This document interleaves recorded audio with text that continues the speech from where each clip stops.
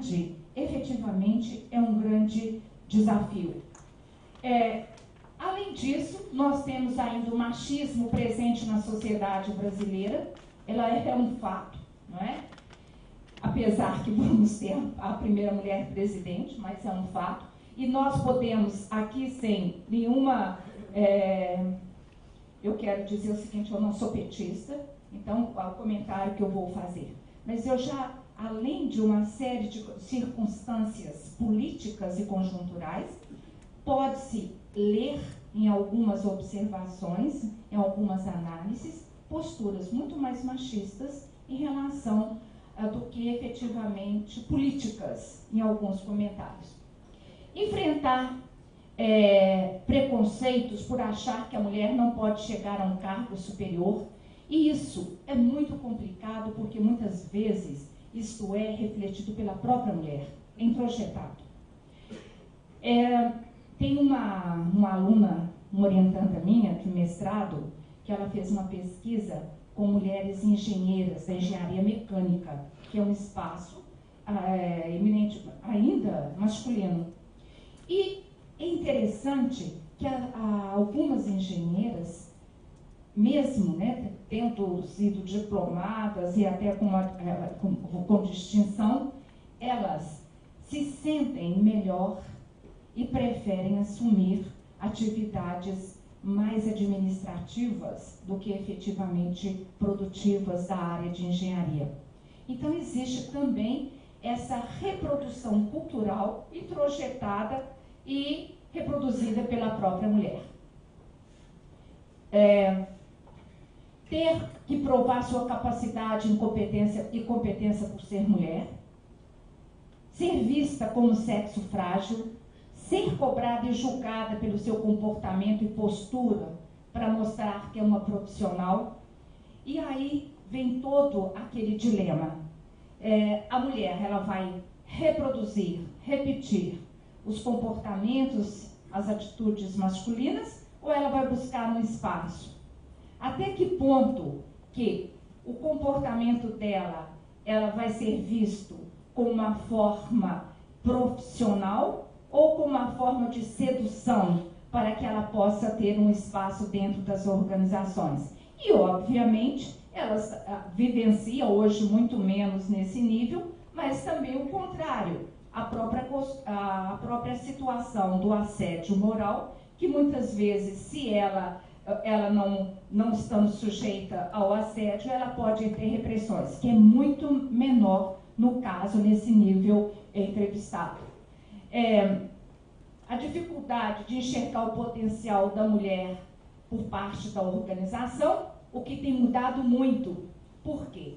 Algumas, se nós lembrarmos das funções de um gerente, quando os professores que trabalham com essa disciplina e os alunos, então a gente observa o seguinte, que o gerente, ele tem que fazer 1000 coisas ao mesmo tempo, ser responsável por N metas a serem cumpridas. Enfim, as funções de um gerente, elas não têm um consenso na literatura, nem na pesquisa, e efetivamente é um campo muito interessante ser discutido. A mulher tem uma capacidade de fazer várias coisas ao mesmo tempo, né? Em geral, os homens reclamam, mas espera um pouquinho, você está conversando comigo ou vendo, ou atendendo a um filho, ou conversando com outra pessoa? Enfim, nós temos essa capacidade que ela, de uma certa forma, é estimulada pela educação. Ela é aprendida ao longo do tempo. As exigências que as famílias fazem em relação às meninas e os meninos são exigências muito diferentes, em termos de organização, em termos já de aprender a fazer essas coisas ao mesmo tempo. E os meninos, eles são mais ou menos perdoados por uma falta de organização e mais cobrados por uma concentração. E que hoje, em algumas situações, esse discurso é visto como diferencial para ocupar cargos gerenciais dentro da organização. Outro ponto importante é nós temos ainda homens que não aceitam ser comandados por uma mulher. O fato de os homens acharem que as mulheres não possuem o perfil que eles precisam.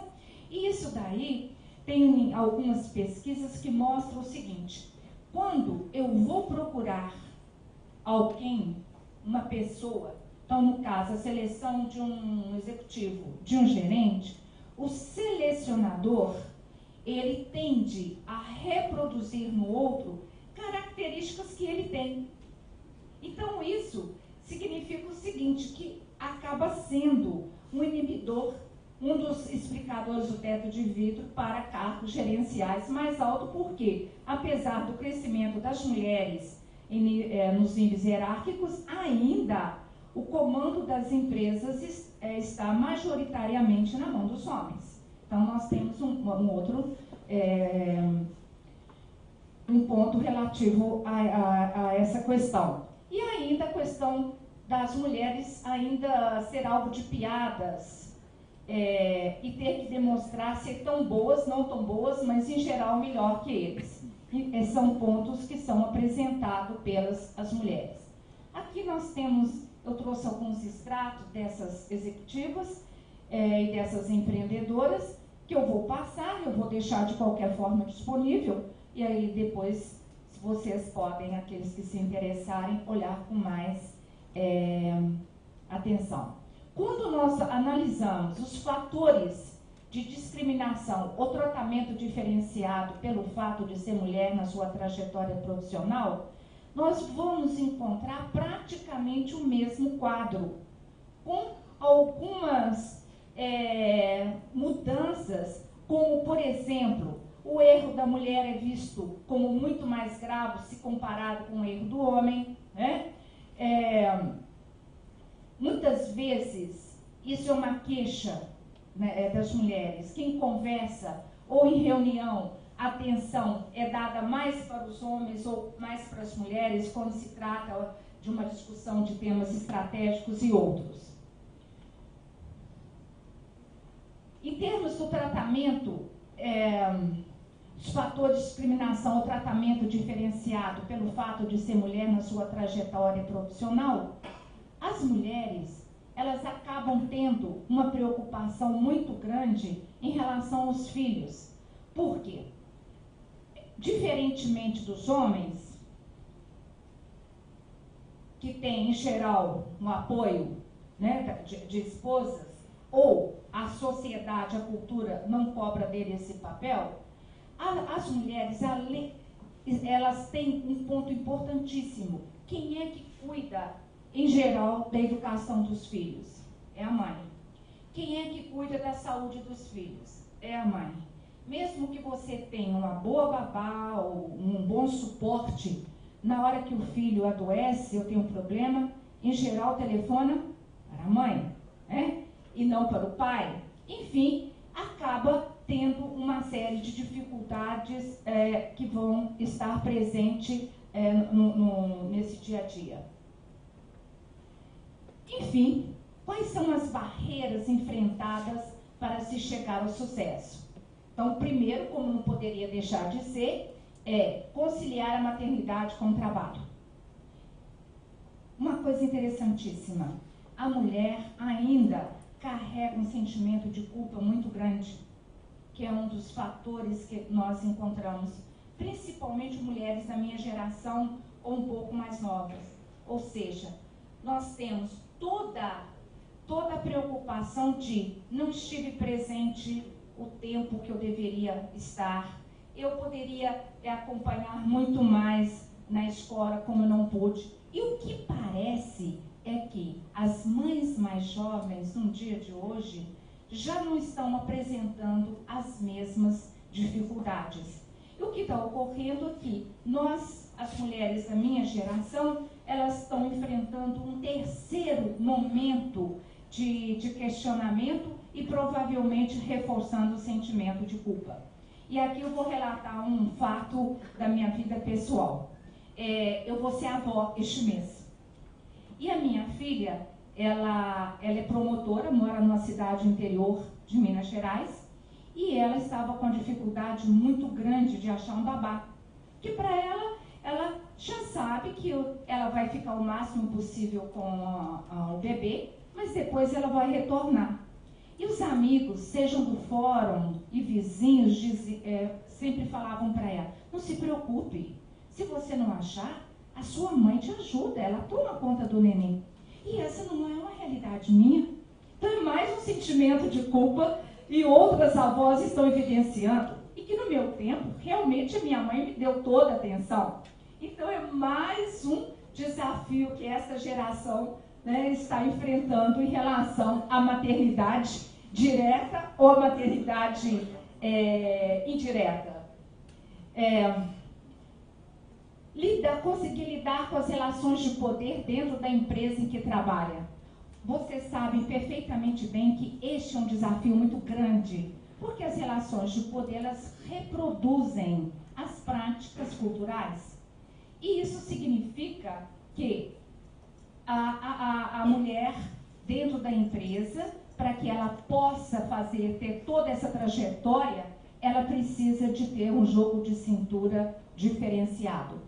Também as entrevistadas apontaram a necessidade de demonstrar que é uma pessoa confiável e que se pode acreditar, não em termos de pessoa, mas em termos do negócio, daquilo que está sendo feito, não em termos de competência profissional relativo à sua área, mas em termos do negócio, que ela é a responsável pelo negócio, ou então ela representa os interesses do negócio.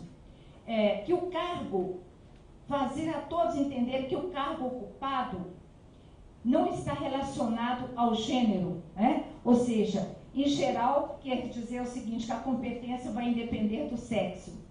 Possuir uma bagagem afetiva e emotiva, o que dificulta enquanto líder. Se em alguns momentos isso de uma certa forma, lembrado como um diferencial para enfrentar a gestão de pessoas, nem sempre essas características são facilitadoras. Tem que se esforçar mais que o homem por envolver a questão de cuidar do lar. Lidar com as desconfianças dos pares quanto à sua capacidade para exercer o cargo. Estar sempre se atualizando, renovando o conhecimento. Então a gente observa que principalmente dentro das grandes empresas, a estratégia de qualificação é usada intensivamente pelas mulheres. Lidar com preconceito, principalmente na área onde a maioria é masculina, muitas vezes não ser reconhecida pelo trabalho, enfim, as mulheres ainda vivenciam no seu dia a dia uma série de dificuldades que vão além dos números, que vão além dos resultados, mas que afetam o cotidiano das organizações.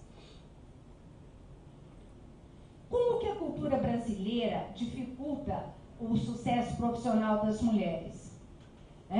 Segundo as entrevistadas, apresentando um histórico onde as mulheres cuidavam somente do lar e eram concebidas como mãe e esposas.